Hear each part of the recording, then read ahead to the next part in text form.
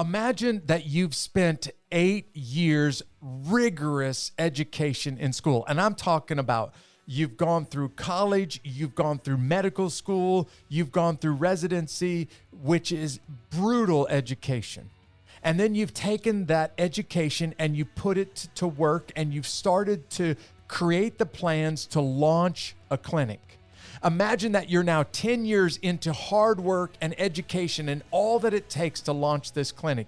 You've got the whole thing laid out. You're just about ready to start. In fact, tomorrow is opening day. And now imagine that you learn the day before you open the doors that somebody has been stealing from you. And not just stealing a little bit, they've been stealing a lot of money. And I was devastated. I'm like, I am trying to do good, and this is happening to me. Yeah, it was the worst part is our open house that we're presenting to all of Columbus, Georgia, was the next day, and I'm supposed to like put my game face on and go out there and act like everything's okay when I just found out someone stole a lot of money from us. How do you become unbeatable in a circumstance like that? How do you get up and dust yourself off and not just throw the towel in? Well, that's what you're going to hear today on this episode of Unbeatable. These stories of triumph over adversity will help you handle your toughest days in life. You're listening to Unbeatable with Jeff Struecker. Hey, thank you so much for joining me. My name is Jeff Struecker, and today I have the privilege. I'm so excited because for the first time, I got a guest in the studio with me. If you've been on other episodes of Unbeatable, we have been dialing people in on Zoom from around the country and literally from around the world. Well, today I have a guy in the studio with me that I have the greatest respect for. In my community, he doesn't need a lot of introduction because of who he is and because of this medical clinic that he started. But I want to introduce you to a guy that I respect highly. Can't wait for you to hear this interview with Dr. Grant Scarborough today. Hey, Grant, thank you so much for being in the studio with me today. I'm so glad to be here. Yeah. Hey, should I call you Dr. Grant or should I just call you Grant or Dr. Scarborough? What do you want me to refer to you as? Dr. G Money. No, anything that works for you is totally fine. Grant's totally fine. All right. Dr. G Money. I'm about the most laid back doctor you could possibly meet. Dr. G Money it is. Yes. Thank you for joining me in the studio. And by the way, I'm glad you showed up in your Superman outfit, your work, your uniform, in your work outfit. Hey, we're going to get into how you ended up as a medical doctor, what you're doing right now in our community. And I just want everybody who's listening to know this guy is amazing. And the work that he's doing in our community will blow your mind. But before we get there, let's just talk a little bit about your upbringing, talk about school, talk about the decision to become a medical doctor before we get into what you're doing now. Yeah, absolutely. I'm from Columbus, Georgia. And went off to the University of Georgia for college. And before I even went to college, I was actually involved in a lot of ministries for the poor here in Columbus. I got really involved in the House of Mercy and going down and helping feed people and just kind of being engaged in the community. And I really loved that. Up in Athens as well, I kind of continued some of that. Initially, I went to med school to be a veterinarian, and I passed on that. Mm-hmm. All right, so I got to know, why did you move from treating animals to treating people? What was the reason that caused you to say people are easier than animals? Because most people that are listening to this podcast are going to say, no, you made a mistake. Animals much easier than people. Animals are probably much easier than people. I probably agree with that. My first 2 years of Georgia went great. And I had a veterinarian who's my advisor, so I went in him and kind of told him where I was in my learning process. And he said, Grant, why don't you skip the last 2 years of college and go straight to vet school? Really? And I said, heck no. I'm having too much fun in college. So I went out that day and changed my major to straight biology and finished in 4 years. Loved working with the poor, so I decided to go into ministry. And did that for about 2.5 years and really enjoyed that aspect of my life. There's a proverb I've always lived by. It says, an abundance of counselors, there's victory. Mm-hmm. And I love that. And I was trying to find, hey, what's my next step? How do I keep doing what I want to do? I really like ministry. I love caring for the poor. So I sat down with 3 different men. None of them talked to the other guy and said, here's my skills, here's my gifts. How do you see me living my life out? And all 3 of them said, why don't you go to med school? Really? And I didn't want to go to med school. But after the 3rd time, I was like, all right, fine. I will apply to med school and see what happens. What was the hesitation? Why did you not really want to go when people are telling you you should consider this? I was relational. I love people. I love getting down one-on-one with a person and talking with them and just dealing with their life and dealing with their physical, emotional, spiritual kind of needs.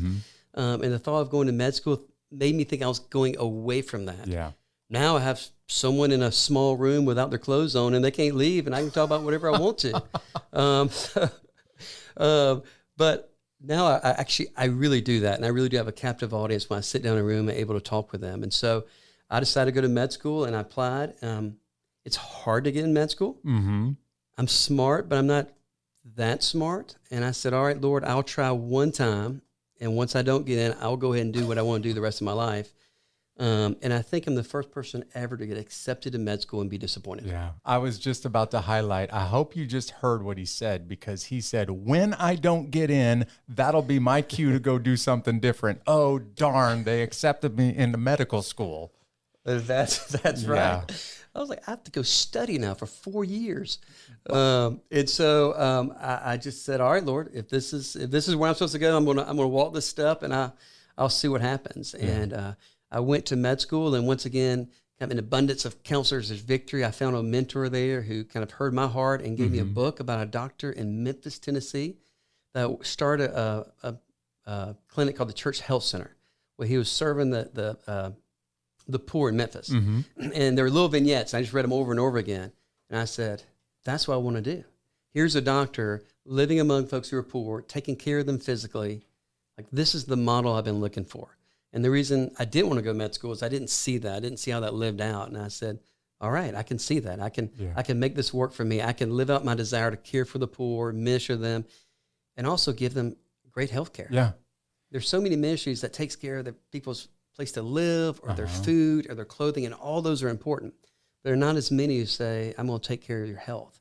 And that was just kind of the niche that I found. Yeah. And I said, I want to pursue that. Yeah, and we're going to talk about that a lot more, because as you listen to who Grant is and what he's doing now, I think it's really, really going to impress you.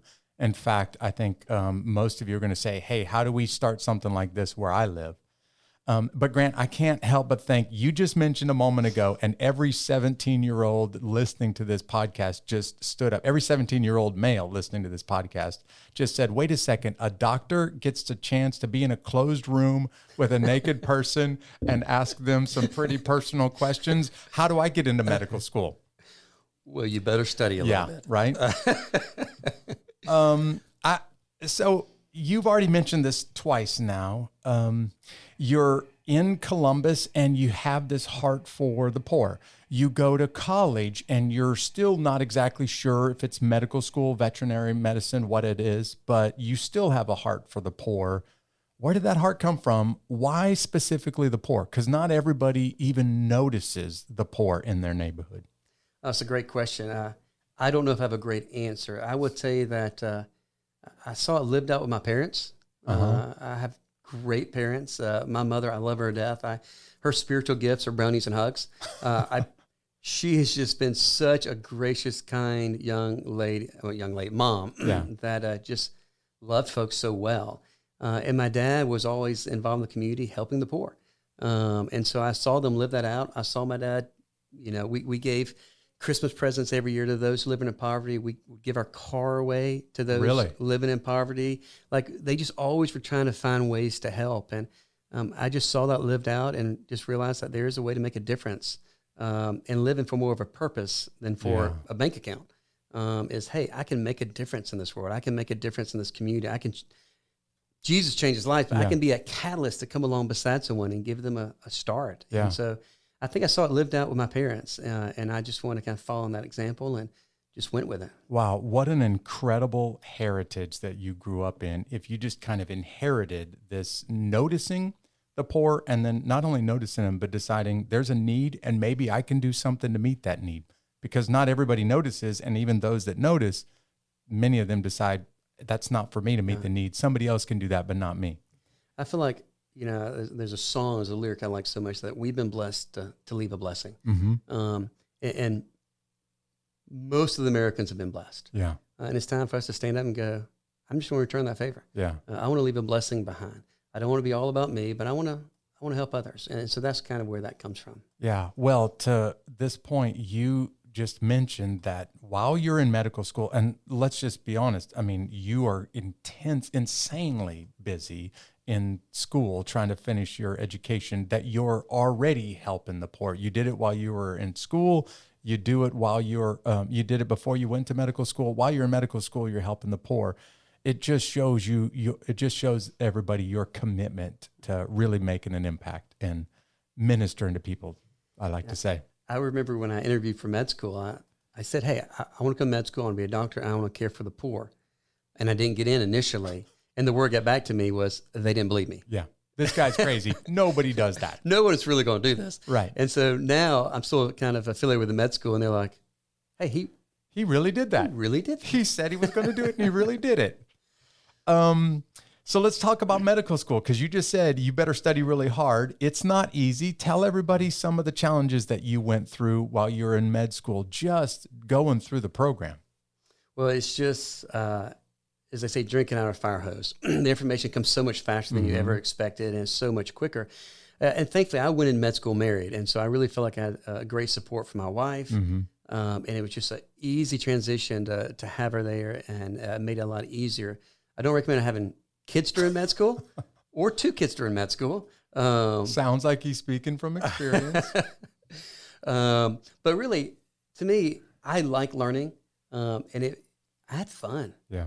When you're doing something that you like and want to learn about, it ends up being fun. And so I really enjoyed our friendships, and I enjoyed people I got to know. And med school was a great experience. And I did. There's some folks in poverty that I reached out to and I worked with, and just kind of furthered my longing for that. And so it was just a good catalyst for me. My brother-in-law really called me up and encouraged me one day, and he was kind of reading through the scripture a little bit, and saw in the scripture that the priests were the first doctors. And he called me up and said, Grant, you've got a priestly duty. And so I started putting that mantle on during med school, going, okay, as I go to my third year where I see patients, I don't have to rush through them. I can take my time, slow down, see how they're doing physically, but also care for their heart and care for the emotions. And the world's a tough, broken place, and people need to be heard and felt. And people will share things with me that they will share to no one else. They've never shared it to the pastor before, and they'll come in and they'll share it with me.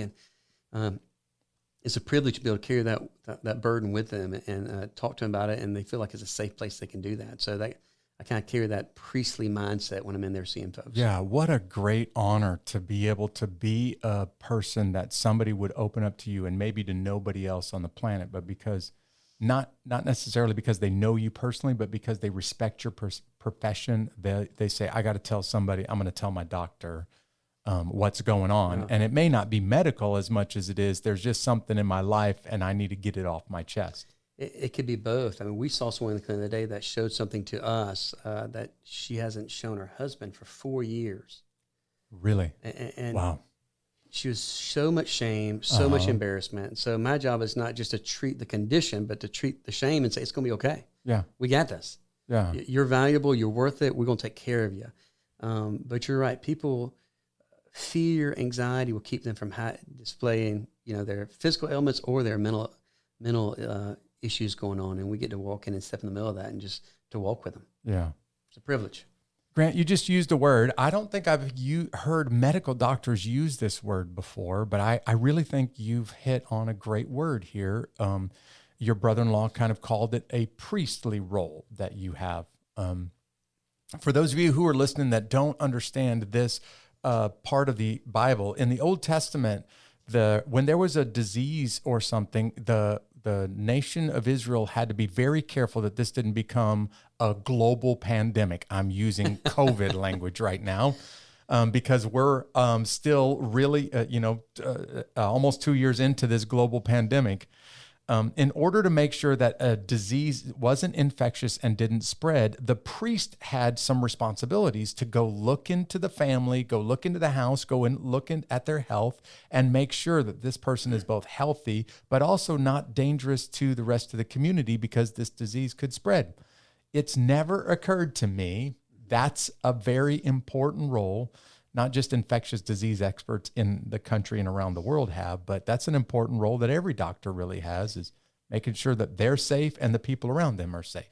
Well, so much of medicine are going to protocols.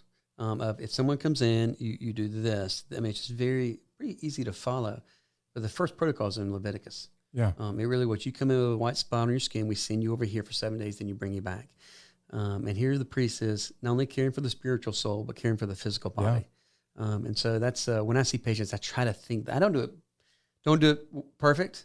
Sometimes I get too busy to do it as well as I want to, but my goal is to try to see folks physically, emotionally, spiritually, the whole person. Yeah. Well, you just did a great segue. If you came in to see a priest many years ago in Israel and you had this spot on your skin, they would look at you and say, okay, that's not right. It's not supposed to be like that, but we don't know if that's infectious or not. Why don't we take a look at it? We're going to send you away for 7 days, make sure that you're safe, make sure that our community is safe. 7 days from now, we're going to come back and look at it. And if it looks like it's not going to spread and not going to infect other people, we got some treatment for it. If it's going to spread, if it's going to affect other people, then we're going to treat it differently because we got to be careful now. Grant, you may not know this, but I have this little segment that we do during this podcast. We call it this high five segment. And I like to have fun during this part of it. So we talk about just something that's related to the subject, the discussion today. Good. I wanted you to be ready. I'm going to tell you, whether you know this or not about me, I have a collection of scars. It's not that I really tried to collect these scars. It's just kind of living a hard life. I made some, did some really stupid things, and I got the scars quite literally to prove it. I actually have a collection of stitches that I have had because of the really stupid things that I've done over the course of my lifetime, to include some time in the Army. And I'm going to give you my top 5 gnarly scars that most people don't even realize that I have, but there's a story behind every one of them. This isn't going to end up with your shirt off in my exam room, is it? I am not going to take my shirt off and ask you to take a look at this. It's going to be a PG-rated show, right? Yes. Okay. But I can only imagine that people come in to see you. In fact, I want you to tell everybody the times that people have come in to see you and say, hey, doctor, is this right? Because this doesn't look right. It doesn't feel right to me. Here's my top 5 collection of scars. I got this massive scar. I actually got it while I was still in elementary school, in being somewhere that I'm not supposed to be. And I literally ran through a window to try to get out of a building. And it created this huge wound with this massive scar on my left leg. That's number 5 on my list. It's not nearly as gnarly as the time that I crushed my right thumb, and almost pulled the entire thumb off of my body. And I went into the doctor and they said, yeah, that's not right. It's not supposed to be like that. Can I see the thumb? I want to see the thumb. We're going to put a stitch in that thumb and we'll just let the thumb figure itself out and grow back. And it's got this crazy flat thumb. I have a scar over my right eye. I don't know if people notice this. It looks like I have a little bit of a lazy eye, or it actually looks that like I'm super tired, but I got a cat gash over my right eye. I almost lost the eyeball, and they had to stitch the right eyelid back together, which makes it hang a little bit lower than the other. It looks like you're winking at me a little bit. So. And although you're an attractive man, that's not why my right eyelid hangs a little bit low. All right, it gets better, because here's number 2 on the list. I've got this scar right across my right knee, and everybody's like, oh, when did you have knee surgery? And I have to tell them this embarrassing story. I didn't have knee surgery. When I was a kid, I used to run track. I did the hurdles in track. And one day I was hanging out in the backyard with my brother, and I thought I was strong enough and fast enough to hurdle a barbed wire fence, and just barely was too low, or my right knee was too low for the fence. So I just basically filleted my right knee open. But here's the best one. I had a serious parachute injury, a parachute malfunction, or not a malfunction, but a parachute injury on a parachute jump, which caused me to collapse into a ball, and I landed face into my knees into the ground. So get this, Dylan, I don't even know if I've told you this. I have this massive scar. My nose, when I hit my knees with my face, my nose took the brunt of it. And my nose basically just about fell off my face. So I walk into the emergency room and the doctors look at me, and everyone in the emergency room has this sheer look of terror on their face when I walk in the door, because I am covered in blood from my face to my toes. And as soon as I walk in the door, the emergency room nurse says, "Oh, that's not good. We need to call the doctor." You know it's bad when they say, "Oh, that's not good." Yeah. I didn't even get sat down before they said, "Oh, that's not good." So a doctor comes in. This is late at night because, of course, I'm doing a night jump, and they stitch my face up. And this is from one end of the nose to the next. It almost came all the way off my face. And when they stitched my nose up, I have this, no kidding, Frankenstein scar across my nose. I have to wear a bandage on my nose. I'm the idiot that you can't hide your nose. So now for the next 6 months, I have to tell everybody what happened. And finally, a plastic surgeon looked at this hideous Frankenstein scar and said, "We have to fix your nose. Why don't you come in? I'm going to fix your nose for you, because it's embarrassing just to look at you right now." So for me, far and away, the most hideous scar. It's almost Halloween. I had this Halloween scar across my nose for about a year. Well, you're a good-looking man. I wasn't sure why, but now I know you got your eye done and your nose done. So that pretty much explains it right there. Yep, I had plastic surgery on my nose. I basically said, "Can you make me look like Matt Damon?" Okay, so now I got to hear this, though. I asked you before the show started, can you tell us a couple of the times, please don't violate confidentiality, but I know there has to be times where somebody walked in to see you and they said, "Hey, doctor, is this right?" And you're like, "Oh, that's not right. That's not good." Well, first of all, I have nothing to compete with what you said, but I have been bitten by dogs 4 different times, and I just feel like that's a pretty good record of 4 different dog bites in my life. Really? So, yeah. Just figured I'd share that. And a couple of them are pretty bad. What on earth are you doing? It must be while you're out taking care of people that the dogs are around. And maybe that's why I didn't go to vet school. Yes. I never thought about that till now. There it is. We figured it out. We just solved the problem. You know what? The cure for cancer is coming in this episode if you hang on for the end. Sit tight. We'll get there. Yeah. Working among the poor, there's so oftentimes people come in and not just and say, "Doc, what's this? What's this?" And truthfully, they've been afraid to go anywhere. Mm-hmm. And when we first got started, I had a dermatologist come and help us, and she was great. But someone came in with a pretty large mass on her forehead.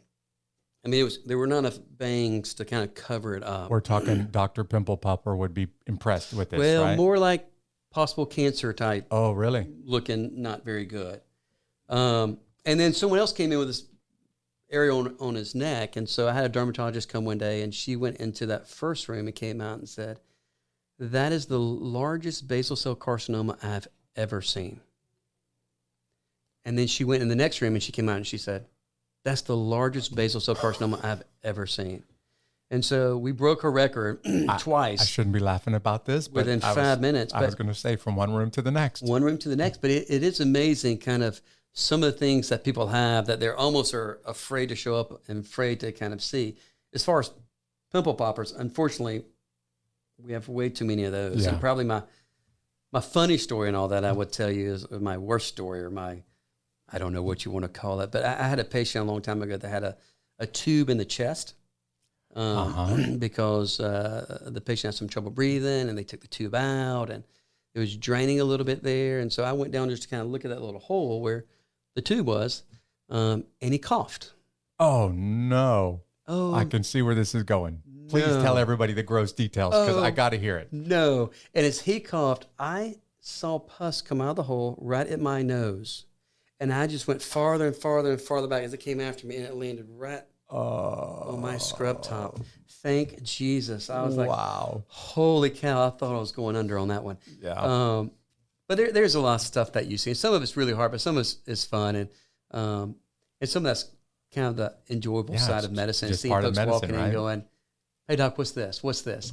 And so at halftime I go, I don't know. Yeah. I have no idea what that is. I don't know what that is, but that does not look right. Gonna have to pull out some books and some journal articles, right? And then I had one of my friends put a nail gun through his finger, but his fingers were close enough together and went through both of them. So he came in kind of with a nail gun He through both nailed fingers. his fingers together, Yeah, literally. Nice security for his two fingers. But it's always fun when you get your phone call from your friends in the middle of the night going, are you awake? I am now. Because there's always going to be a story coming after that of something that happened, and can you look at this picture of something? Well, every doctor out there that's listening to this, which if there is any other doctors out there listening to this, you can relate to what you're hearing from Grant right now, because surely you've seen people or you've got the phone call like, hey, is this right? Because this doesn't feel right, and I don't think it looks right. Let's get serious now for a few minutes. We were just having some fun together and getting to know each other, making sure that the listeners get a chance to know you, the kind of guy that you are.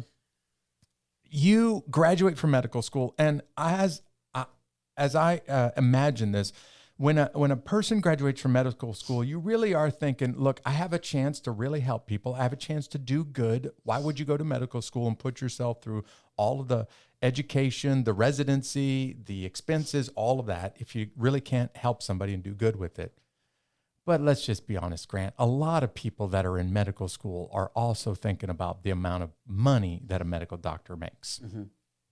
Yeah, and truthfully, I don't blame them for that. I mean, med school is hard. It is tough. It's long hours. It's a high cost.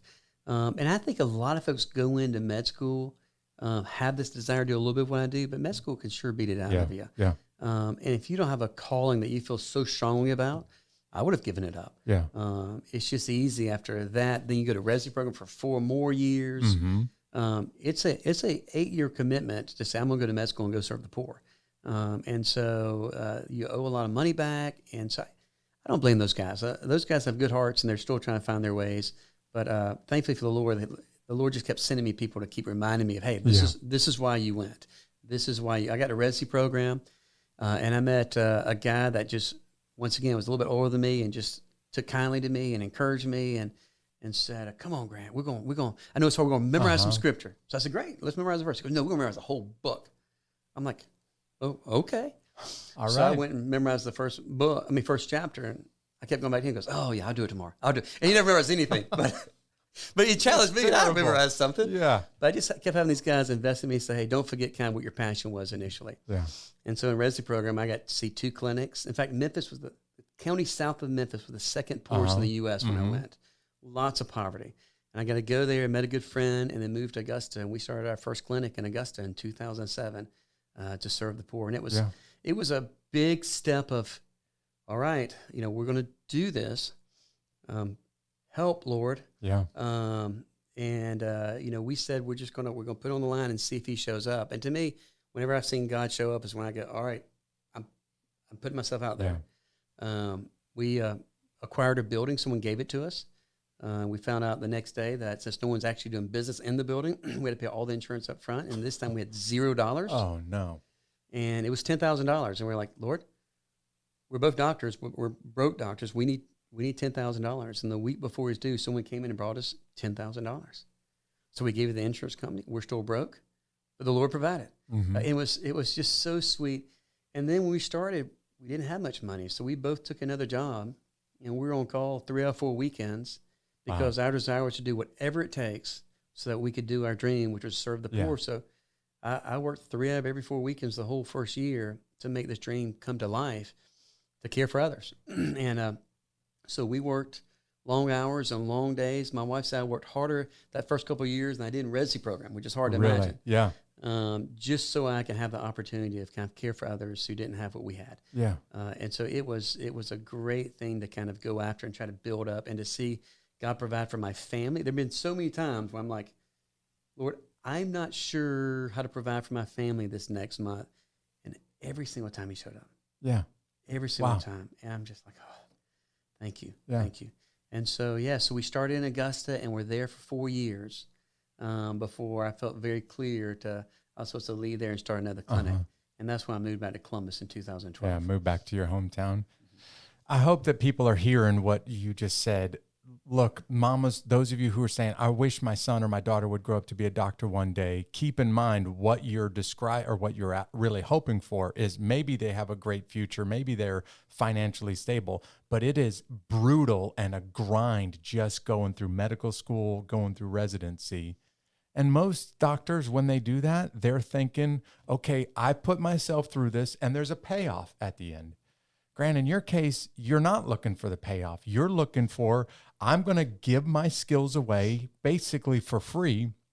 And if I have to work a second job, on the weekends, 3 out of 4 weekends a month, just to be able to give my skills away free during the week, I'm going to do that. That kind of commitment, that kind of sacrifice, man, it is amazing. And I hope the listeners don't forget this. I will tell you, I'm going to push back. There was a payoff. It wasn't financially, though. It was the relationships I built. And I could tell you story after story. One that comes to mind is a friend of mine in Augusta, Georgia, who I started a little Bible study there at night, and he came. I said, you have any prayer requests? And he said, yes, I'm 78 years old. I'm a black man. I live in a trailer with 2 other people that I do not know, and I have no friends. Will you pray that I have a friend? Wow. And over the years, we became friends.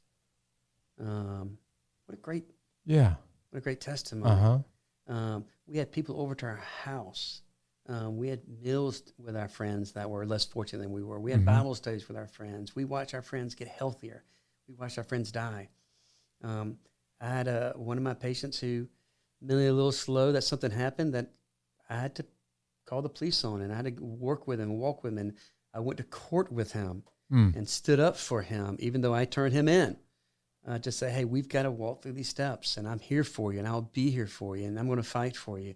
And so to me, it's I have the chance to build dignity in people's lives, to walk beside people and give them a helping hand, and give them a better chance. And so that's the payoff for me, is to turn around and see those relationships and see those people who've improved. Yeah, that payoff is invaluable. You can't put a price tag on that payoff.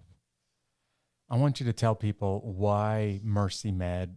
You described feeling really strongly compelled to come back to Columbus, your roots, but you didn't have to go back to ministry. You could have moved into the hospital. You could have easily started to, develop your own practice and make a lot of money, and really help people physically as well as spiritually along the way. But you decided to go from Augusta doing this ministry and taking care of people's physical needs, the poor specifically, to doing the same thing here and you began MercyMed. So why don't you describe the original vision to create MercyMed in Columbus? Well, first I'll tell you, there are a lot of good doctors out there doing a lot of good work and kind of living out their passion. So I'm not the only one. I've just kind of veered it kind of towards that caring for the poor. To me, I love the story of the Good Samaritan. It's pretty simple. Mm-hmm. There's a man walking down a sketchy road, because it was sketchy, the road that he was taking. I think of Columbus, Georgia. I think he's walking down Victory Drive at night.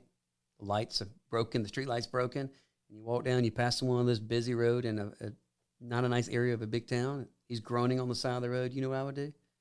I would cross to the other side of the road and make sure I was safe and keep moving as quickly as I could and not look back.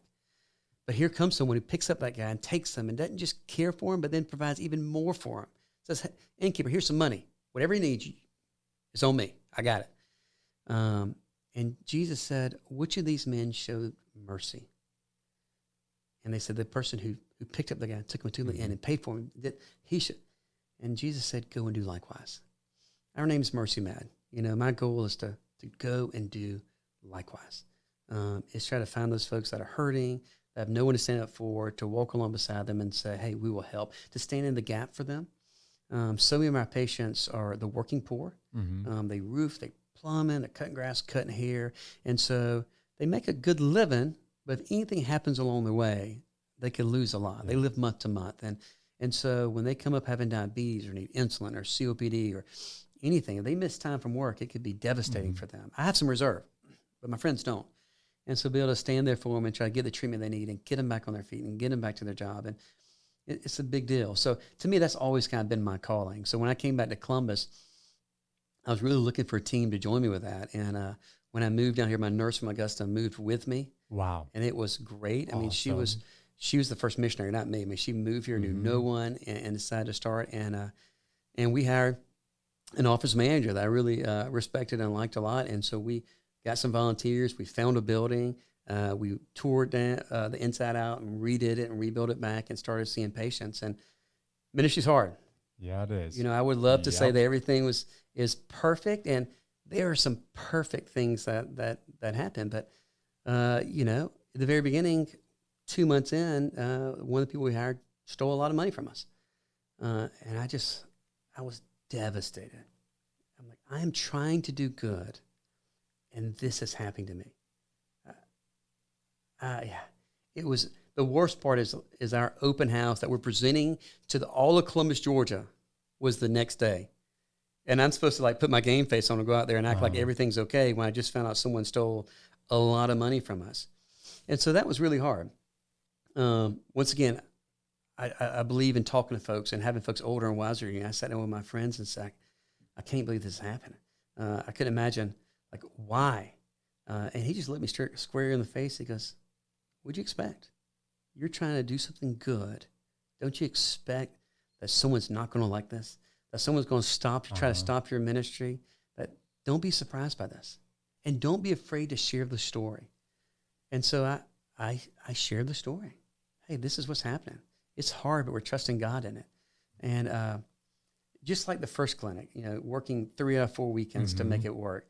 Here's the same thing, is that if you want to do something good, and be honest with you, not just a ministry, but in any life, I mean, you're going to have to overcome some obstacles and say, you know what, this wasn't the way I planned it, but I'm going to trust the Lord. I'm going to move forward. I see good. I got folks behind me cheering me on, and we're going to build a clinic to care for those in need. And so we pushed forward, and that's what we did. But you have scars. Yeah. Those emotional scars are still there for me of betrayal. And so I have core values I've determined. I sat and talked to some folks about what are my core values, and I determined over time, one's loyalty. And I think it goes back to that root of feeling betrayed.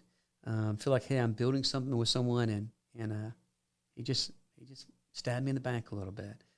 But the Lord has continued to move, and we'll continue to build, and we're able to overcome that and keep pushing forward.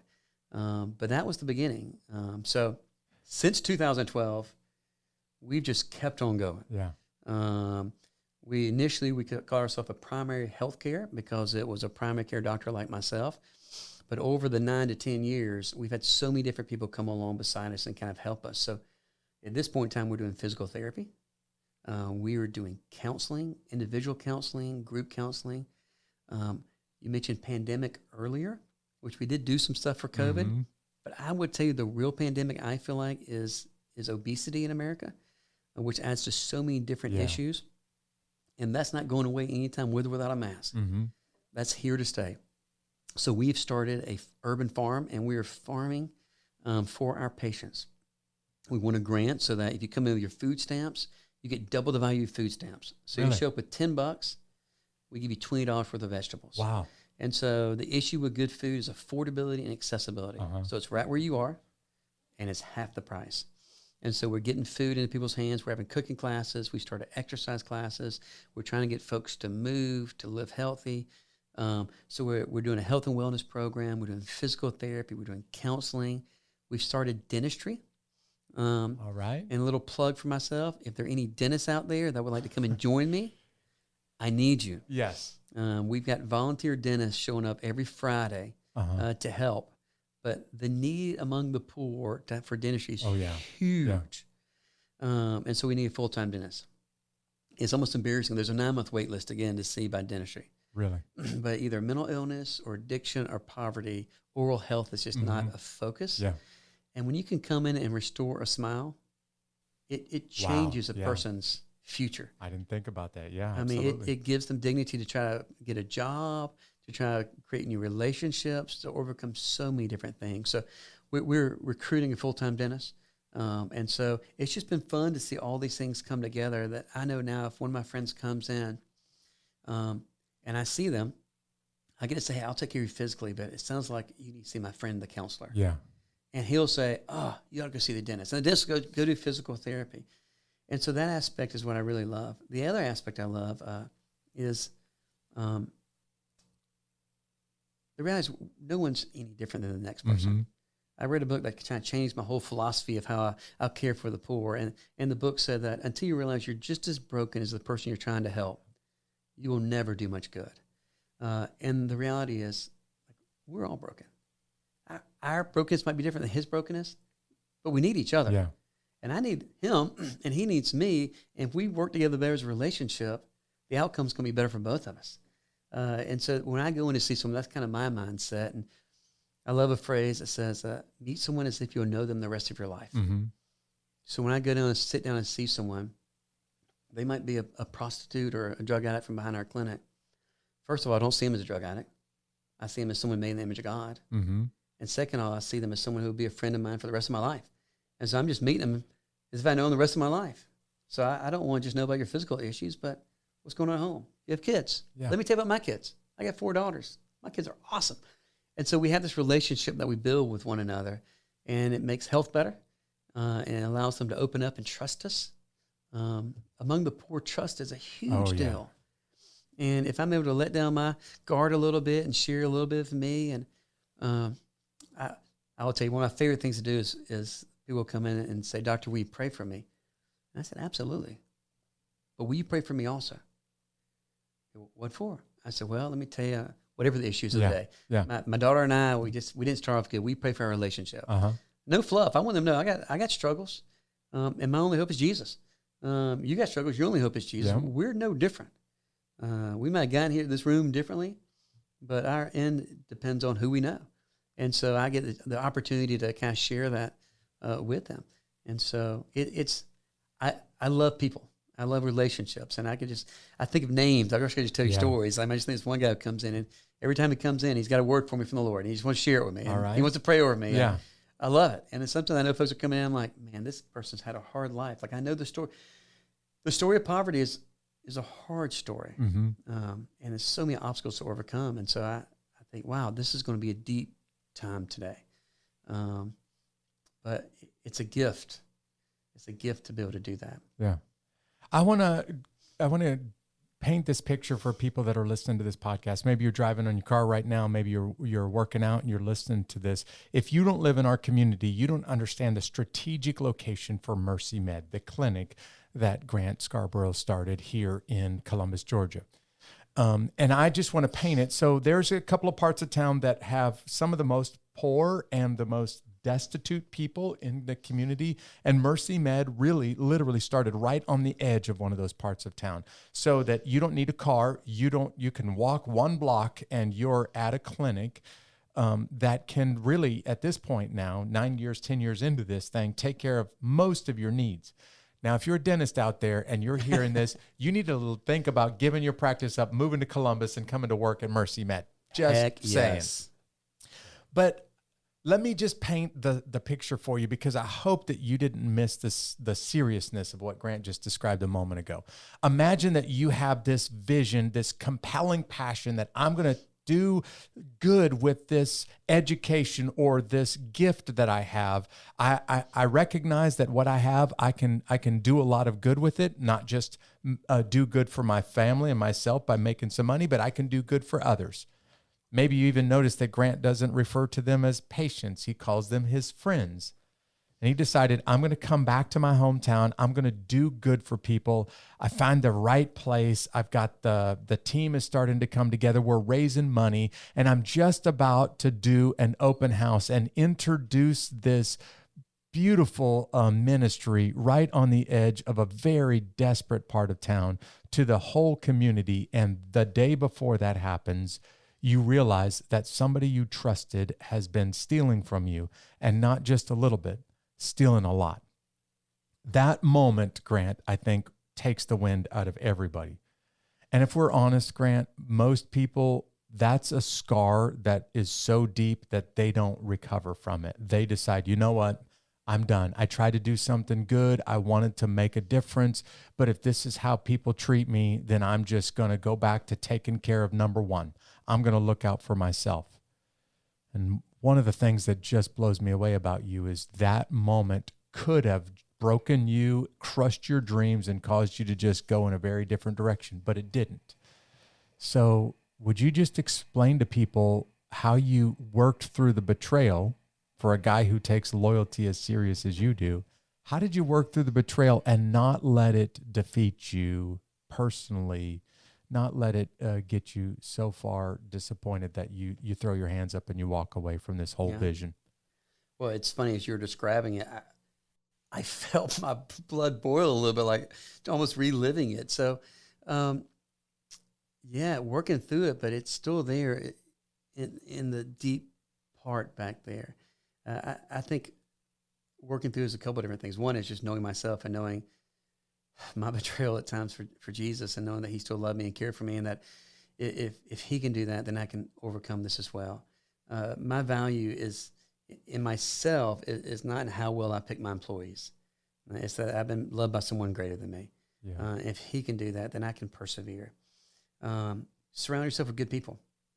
My board really came around beside me and encouraged me and kind of kept pushing me forward, and that helped tremendously. I think the nurse that moved in with Augusta, her and I really kind of said, all right, hey, we got to see if this is going to work or not. And, even when working with the poor, you get taken advantage with a lot. And it used to really bother me. I think it was a pride issue in my heart. Like, I don't want to be taken advantage of. I'm serving. How dare you take advantage of me? And I think over the years, I realized that if I'm not taking advantage of from time to time, I'm probably not serving the right people. That for me to serve the folks I want, there's going to be 3 or 4 people every couple of weeks that just tries to squeeze as much out of me as they can and take advantage of the relationship. Relationships leave you vulnerable. They really do. And so if you go in and open up, then you have opportunity for that. But for him, part of me is, and part of it's what I do, is I have a love for people and want to see people heal. That it broke my heart, but I also want to see his healing. It also sent me the desire to pray for him and see him try to be restored at one day. But that all took time. Yeah. And then it's a cycle, because then I go back and I feel the pain again, and I don't want to pray him. I have to overcome that and do it again. And so the short answer is it hangs on a little bit. Yeah. And you just have to decide, I have to decide, is this worth it? Is laying down your life, loving folks, loving them the way that you want to be loved, is it worth it? Or is this something that's just going to take you out? And I said it's worth it. And so I'm going to persevere, love God, love others. I'm going to love others, even if it hurts sometimes. And I say that like it's easy, but of course it's not. It wasn't. Well, I'm thinking right now of the person who's right where you all were. They're right there right now. So I've got this gnarly scar on my right leg from a stupid mistake, but that was self-inflicted. I did that to myself. You've got a pretty gnarly scar on your heart for something that somebody did to you that you didn't deserve, and it was a betrayal that hurts to this day. And there's a lady who's watching this that's been betrayed by her husband. There's a guy who's listening to this right now who's been betrayed by a business partner, and they're saying, how do I trust again? Because I've been hurt so bad now that I know I'm supposed to, but I just don't even know how. And Grant, I didn't even expect to ask you this, but now I'm going to just kind of put you on the spot as an expert and say, expert, thank you. How do you trust again when you've been hurt, when you've been burned by somebody that bad? How do you trust another person? Because the natural tendency is to say, I'm just going to shut myself off so that I can't get hurt like that again. Yeah. How do you trust again? It might sound cliche, but for me, it's knowing that God would never betray me. That I can fix myself on something that I know is solid, a foundation I know is true and sure. And I was reading this morning about John the Baptist, one of his disciples. He said, hey, I'm going to go find Nathaniel and just say, come and see. And Philip didn't try to be that relationship or show that he's trustworthy. He just said, let me show you the person who is. Let me take you to the person who will be faithful. And so the reality is, no one's perfect. I'm not always perfect for my wife, and she's not always perfect for me. And the best thing I can do for her is to push her to Jesus. And the best thing she can do for me is to push me to Jesus. Mm-hmm. And when I'm more content in him, fulfilled in him, I can serve my wife. When I'm more content and fulfilled in him, you don't have to please me. And when I'm content and fulfilled in him, I can serve others. And so it really goes back to going to where you're filled. If we're filled with worldly things, then worldly things can break us. When we're filled with things that are non-worldly, then they can't shake us. And so, yes, It's easier said than done. Yeah. It's easier said than done. And it's hard to trust. And there are other times I've been burnt in my life that I hadn't done to restore that relationship. And sometimes I have to say, well, I didn't restore that relationship, but sometimes you have to say, you know what? I'm going to move on and trust God there. There's been times where I had bitterness in my soul from where I was hurt. And I heard a preacher one time said, are you one of those people just waiting around for this person to show up and apologize? Because let me let you in on a secret. He's never going to show up. That's probably not going to happen. And that just freed me to go, oh, I can let that go. I can just let that go. He's not going to show up. And I don't have to be in a relationship with that guy, but my heart can be free of the burden of bitterness and anger and resentfulness. And I can just let that go. My hope not to be in him showing up. It can be in the God that has a plan for me. Yeah. And so I'm trying not to be trite with what I say next. What you're hearing right now in this podcast is the antidote. It's the medicine or the prescription for somebody who has been hurt really bad at the heart level, and you've been betrayed and you're struggling to trust. And the truth is, I've said this a time or two to folks that have been really, really betrayed by somebody. There are sometimes you're hurt so deeply that it's going to take supernatural help for you to be able to forgive and move on. But if you don't, please listen to me right now. You will never be unbeatable until you can let that thing go. And if you can't let it go on your own, then reach out to Jesus Christ and ask him to give you the strength to let it go, because it will beat you and keep beating you down just because you remember again and again and again, and you hurt again and again and again, and it holds you down what has happened to you, even if you did nothing wrong, like a Grant. yeah, I just totally echo that. You've got to. In Augusta, I remember a little story here that I was taking care of a person who came to the Lord but used to be an ex-prostitute, and she said, I want to do ministry to prostitutes. And so I went out with a policeman with her, and we went on the streets of Augusta, and they took us to some prostitutes, and we sat down and did the blood pressure check and all this stuff like that and make sure they're healthy. And the folks that we were seeing, they didn't get paid in money, they got paid in drugs. And she looked at us and she said, I know I got here, I just don't know how to get out. Oh, and I think about that all the time. I know I got it, I just don't know how to get out. And addiction is a whole different story. But for me, I mean, pain, hurt, you can dwell there, you can stay there, it can consume you. And the next thing you know, you can just find yourself there for years and years and years. Your past doesn't have to define you. I could have let my past define me. But your past doesn't have to define you. Your future can define you. And your future can be renamed, remade, reborn. There's so many folks I see in my clinic come in because of addiction or different bad decisions. And I'll be honest, we're all one or two bonehead decisions away from being homeless. Yep. I've seen it. So many folks come in with this history and this past, and I tell them all the time, that does not define you. You can look ahead. What can define you is what going forward. And you can have a future and a hope, and it can be glorious and beautiful. But you need that freedom. You need to forgive other folks, but also you got to forgive yourself. Yeah. And so this is like relationships I have in the exam room. I mean, sometimes I don't even put a stethoscope on someone. We have conversations like this, and they're like, all right, doc, I'm going for it. I'm good now. And I'll see you back in a couple of months. We'll talk about it again. Wow. It's to be unbeatable. Sometimes you have to overlook the past and overlook those who hurt you, and not let those things define you. Man, I could not say it better myself. Watch out, Dylan. He's going to take over this podcast from me in just a second. Sign me up, Dylan. Hey, you just beautifully described where I want to go next. We're going to spend a couple of minutes on this, and then we'll wrap this episode up. But you've gone through some amazing experiences. God has really used you, and I'm not using that phrase lightly, to create this beautiful ministry here in my community, right on the edge of one of the greatest areas of need in our community. And you've just described it. You guys are basically doing it all. You're providing food, and you're taking care of people's emotional health as well as their physical health. And you're doing it all basically with the donations of others. So I'm just going to shamelessly say this right now. No matter where you live in the world, if you're listening to this podcast and you like what you're hearing today, make a donation. I'm he didn't ask me to say this, but I'm just going to tell you, make a financial donation to MercyMed, because you will be hard pressed to find another place that's making that kind of a difference.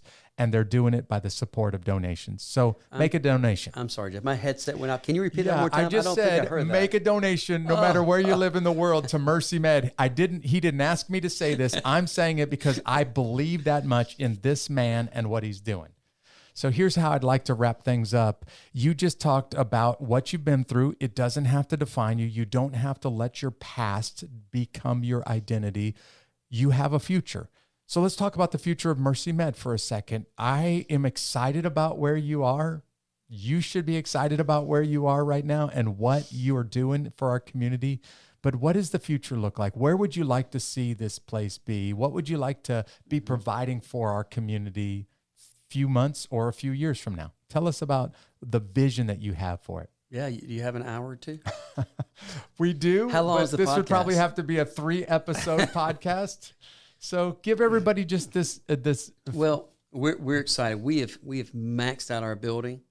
Built an addition and maxed that addition out is what you've done. Right. So we did an addition, maxed that out. We have a clinic now and a school, taking care of school-based children.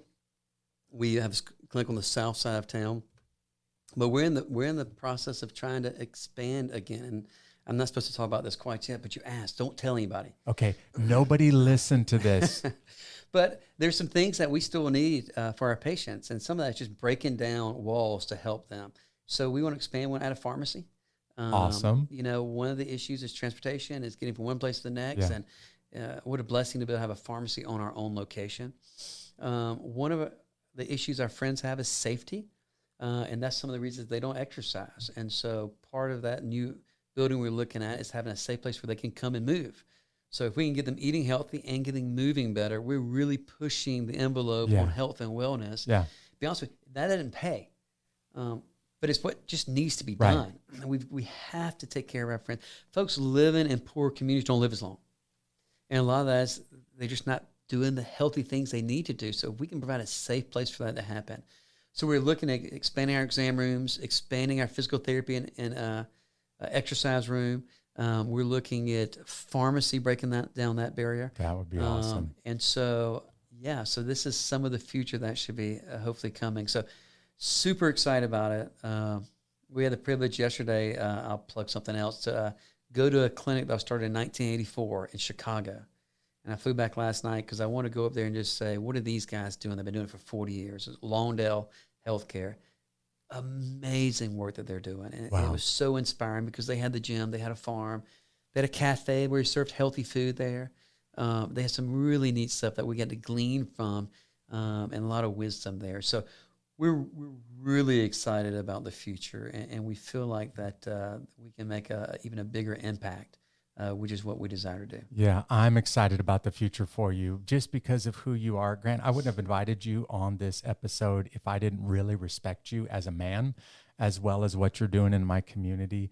But I'm very excited about what the future holds for MercyMed. And I'll just say it one more time. Like, if you're out there and you're a dentist and you're not sure what to do next, maybe you ought to consider packing everything up, moving to my community, and coming and working at MercyMed.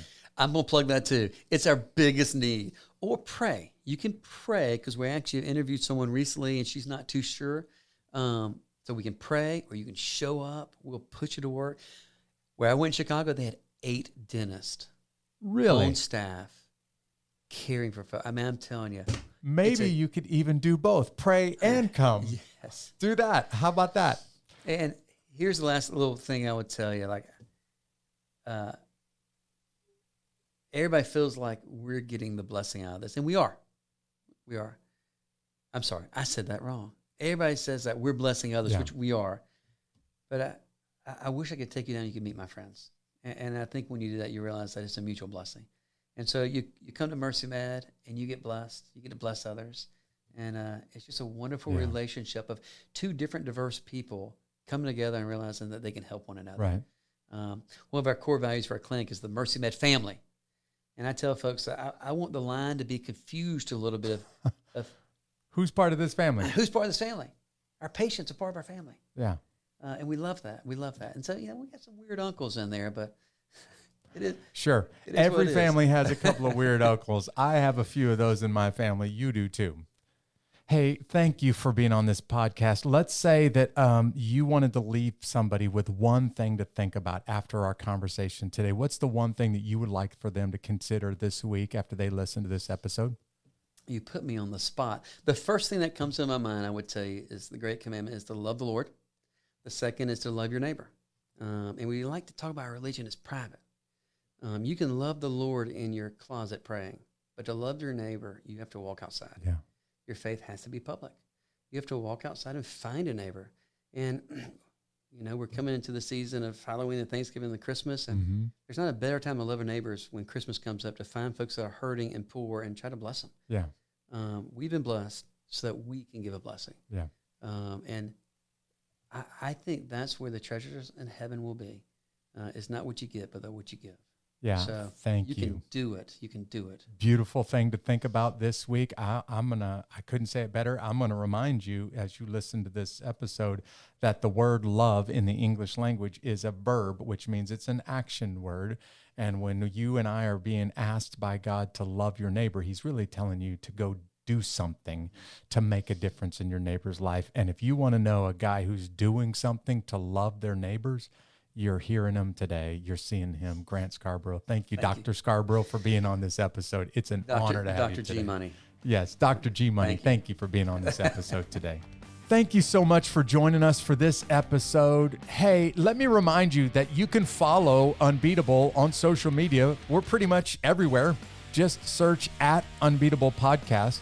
And I also want to tell you about our email list. We call it the Unbeatable Army. And in that list, we give you encouraging information all week long about how you can handle your greatest challenges. If you want to know more, go to unbeatablearmy.com. Thanks for joining us. I hope you have a great week. See you next time.